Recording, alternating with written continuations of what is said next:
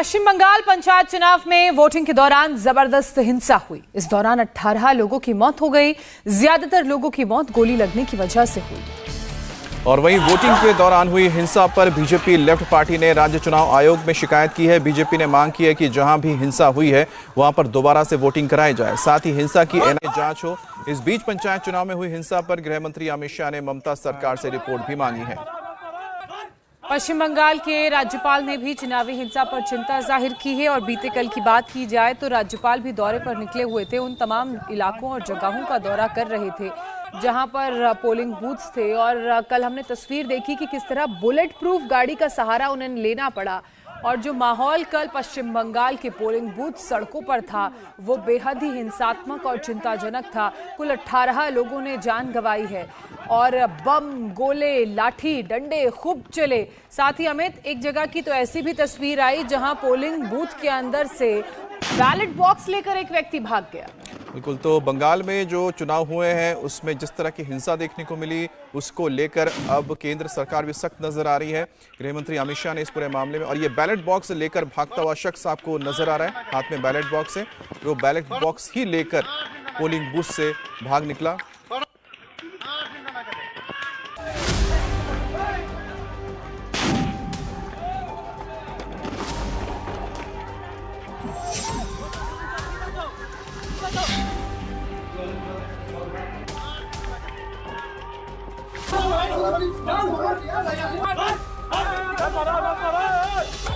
पश्चिम बंगाल के चुनाव में इस बार जिस तरह का खूनी खेल हुआ उसने 70 और 80 के दशक की याद दिला दी।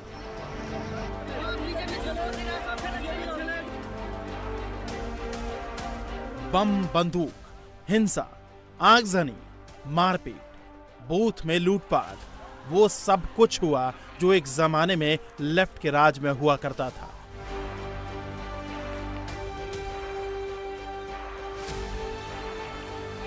कोई पोलिंग बूथ से बैलेट बॉक्स लेकर भाग गया,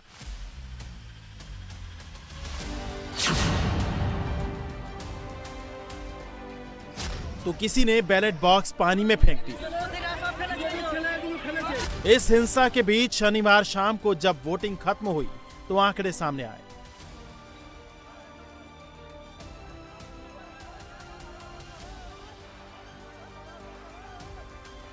लोगों ने खूब बढ़ चढ़कर इस मतदान में हिस्सा लिया।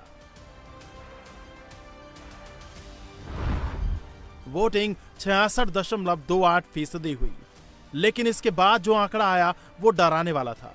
वोटिंग के दिन हुई हिंसा में 18 लोगों की मौत हो गई। मरने वालों में सबसे ज्यादा संख्या टीएमसी की बताई गई। मृतकों में टीएमसी के 10, बीजेपी के 3, कांग्रेस के 3 और लेफ्ट से जुड़े 2 लोग शामिल हैं। 18 जन का खून हुआ है, मर्डर। कोई बीमारी से नहीं मरा है, पंचायत वोट में उन लोग को मार दिया गया है।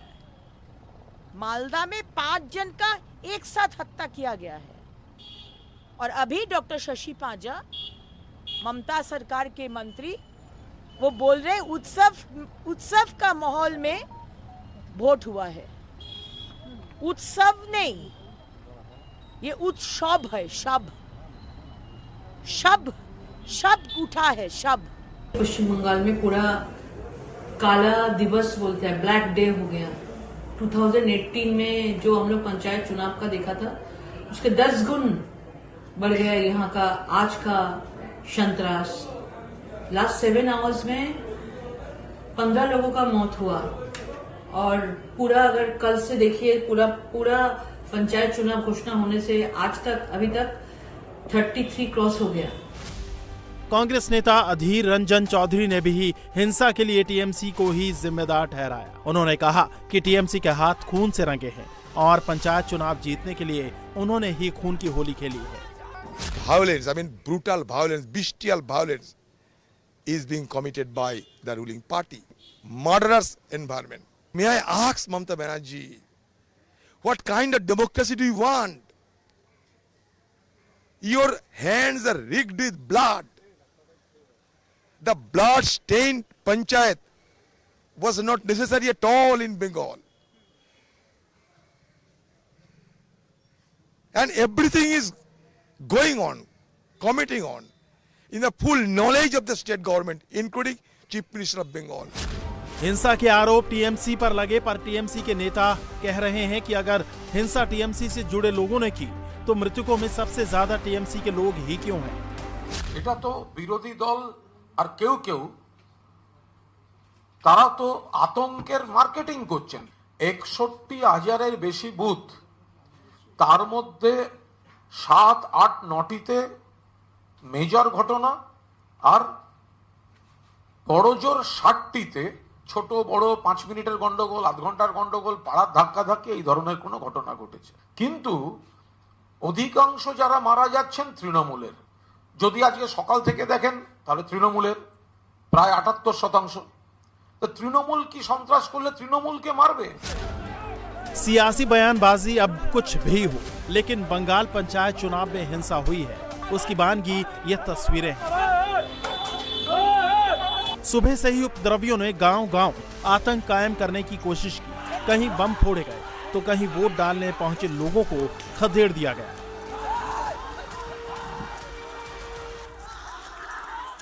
अगर बमबाजों से कोई बचा और हिम्मत करके पोलिंग बूथ तक पहुंचा तो उसे पीट दिया गया, और अगर तब भी नहीं माना तो फिर कट्टा तान दिया गया।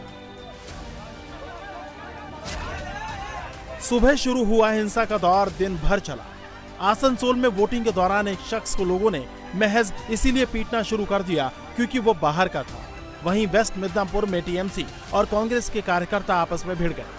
वोटिंग के बाद भी कई इलाकों में आगजनी हुई। मालदा में लोगों ने बीच सड़क पर गाड़ी को आग के हवाले कर दिया। पोलिंग के दौरान हिंसा करने वालों को जो मिला उस पर हाथ साफ किया। कूच बिहार के माथाभंगा 1 ब्लॉक के हाजरा हाट गांव में एक उपद्रवी बैलेट बॉक्स लेकर ही भाग गया। बाद में बैलेट बॉक्स को आग के हवाले कर दिया। हुगली के आराम बाग में तो बैलेट बॉक्स को तालाब में फेंक दिया गया। बैलेट बॉक्स को तलाशने के लिए गोताखोरों की मदद लेनी पड़ी। आरोप है कि आरामबाग पोलिंग बूथ में टीएमसी के गुंडे धांधली करा रहे थे। बीजेपी समर्थकों को वोट डालने से रोक रहे थे, जिससे नाराज होकर कुछ गांव वालों ने बैलेट बॉक्स तालाब में फेंक दिया। हुगली के ही एक और पोलिंग बूथ में जमकर बमबारी हुई। जिस वक्त ये सब चल रहा था तब बूथ पर ना सेंट्रल फोर्सेस की टीम थी और ना ही बंगाल पुलिस। ऐसे में सवाल उठता है कि इतने सेंसिटिव इलाके में सुरक्षा के इंतजाम क्यों नहीं थे। इसी को लेकर बीएसएफ ने बेहद चौंकाने वाला आरोप लगाया है।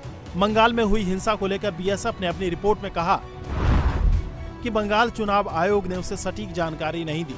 सभी संवेदनशील बूथों की लिस्ट नहीं दी गई। मीडिया के जरिए पता चला कि 4,834 सेंसिटिव बूथ हैं। तैनाती की जगह की पोजीशन की जानकारी नहीं दी। समय रहते जानकारी होती तो हिंसा रोकी जा सकती थी। की बात है, उसके बारे में मैं ये कहना चाहूंगा कि हमारे पास जो लिस्ट आई थी उसके हिसाब से जो पोलिंग बूथ जो है संवेदनशील घोषित किए गए हैं। जो ये डाटा जो है हमारे पास स्टेट इलेक्शन कमीशन से नहीं आया बल्कि मीडिया से आया है, जिसमें कुछ पोलिंग बूथ जो है उनको संवेदनशील बताया गया है। वो 4,834 इस तरह के पोलिंग बूथ थे, और इसके अलावा ये हमारी प्राथमिकता थी जहां पर हमारे ट्रुप्स को तैनात करना आवश्यक था, और जो इसके अलावा थे वो दूसरी जगह तैनात किए गए। तो जहां पे हमारी तैनाती रही है वहां पे इलेक्शन सही तरीके से हुए।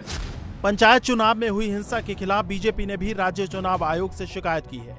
बीजेपी ने मांग की है कि जहां भी हिंसा हुई वहां दोबारा से वोटिंग हो, साथ ही हिंसा की जांच हो। आज पूरा डेमोक्रेसी खत्म कर दिया। एक कॉन्स्टिट्यूशनल बॉडी है, नॉन फंक्शनिंग बॉडी है लेकिन कॉन्स्टिट्यूशनल बॉडी है। कोर्ट में जाने से पहले उसको ज्ञापन देना था, इसलिए हम लोग, मैं शिशिर बाजोरिया जी, लोकनाथ जी और तमंगना भाई ने, हम लोग पार्टी की ओर से ज्ञापन दिया। हम लोग डिमांड किया सीसीटीवी फुटेज उसको एग्जामिन करके जहाँ जहाँ सीसीटीवी नॉन फंक्शनिंग था और जहाँ जहाँ धांधली हुआ है, रीग हुआ है, वह सबके रिपोल कराए। यह हम लोग का डिमांड है। ममता जी, आपने अपने बंगाल को कहां पहुंचा दिया? एक समय बंगाल लोकतंत्र की जननी थी, राष्ट्रीय जागरण का केंद्र था। सुभाष चंद्र बोस का बंगाल, गुरुदेव रविन्द्रनाथ टैगोर का बंगाल, ईश्वरचंद विद्यासागर का बंगाल, कोई चुनाव होगी तो लाश गिरना जरूरी है क्या? बंगाल में वोटिंग के दिन भी राज्यपाल सीवी आनंद बोस सक्रिय दिखे। राज्यपाल ने नॉर्थ 24 परगना के कई इलाकों का दौरा किया और हिंसा को देखकर चिंता जाहिर की। Is very disturbing. There is violence,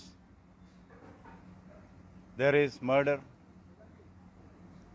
there is force, intimidation. One thing which I noticed is, it is the poor who get killed. The killers are also poor. How came? The leaders are not there. So who is driving them? We should fight. We should kill poverty. Instead, we are trying to kill poor. This is something which is very, very disturbing. This is not what Bengal wants. This is not what Bengal deserves. It's very disturbing that the lack of peace in society will affect the new generation. पश्चिम बंगाल में हिंसा की आशंका के चलते 1,35,000 जवानों को तैनात किया गया था। इसके बाद भी वोटिंग के दौरान खूनी झड़पें हुई, अलग अलग पार्टी कार्यकर्ताओं की मौत हुई और अब इस पर सियासत हो रही है। वहीं चुनावी हिंसा पर गृह मंत्री अमित शाह ने ममता सरकार से रिपोर्ट तलब की है। यानी अब ये लड़ाई 11 को रिजल्ट आने से पहले बंगाल की गलियों से निकलकर कोलकाता बनाम दिल्ली होने वाली है।